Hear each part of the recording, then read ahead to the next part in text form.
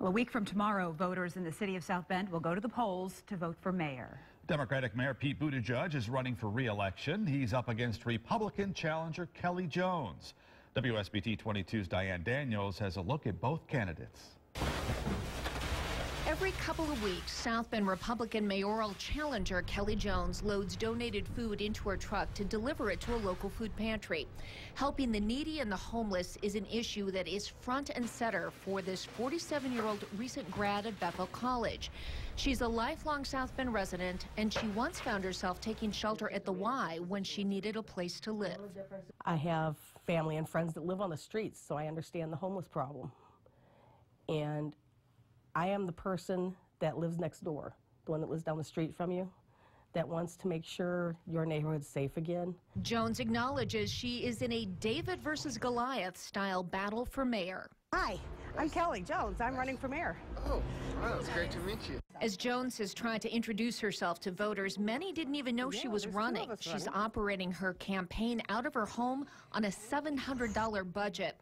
But she's got big ideas about the city. She wants to use TIF money and obtain grants to bring tiny houses to South Bend to help to shelter the homeless. Empty lots we have left would be great for what's called the tiny house project that's literally sweeping the nation right now. It would be smaller homes. They are within the legal guidelines, of course. You could fit 2 to 3 to a normal plot of land.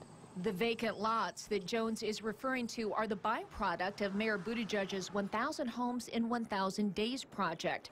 He tore down old, abandoned, and vacant homes. Now, the mayor points to this as one of his successes. That's in addition to the implementation of the 311 call center. Thank you for calling the City of South Bend 311. This is Jen. Buttigieg says the 311 center now has handled more than 500,000 calls. And to ask for one of his high points as mayor, he says it was the SB 150 celebration. The feeling, just that sense that people knew that South Bend was back. And I believe that moment, that night when we celebrated the city's birthday, that was the moment that the debate over whether we were a dying city ended. But Buttigieg says he needs another term to finish what he started, including seeing through the transformation of the College Football Hall of Fame and the Chase Tower downtown. And since winning the mayoral primary, Buttigieg has come out as gay.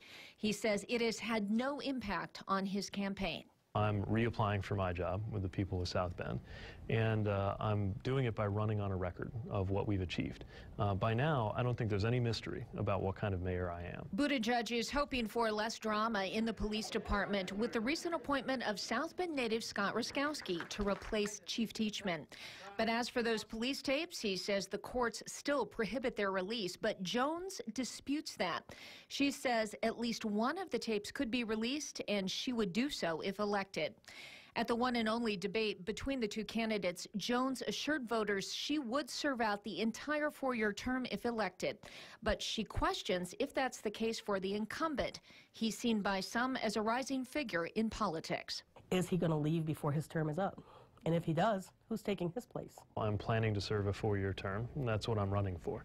Jones says if she is not elected, she hopes Buttigieg will consider integrating some of her ideas into his blueprint for a second term as mayor.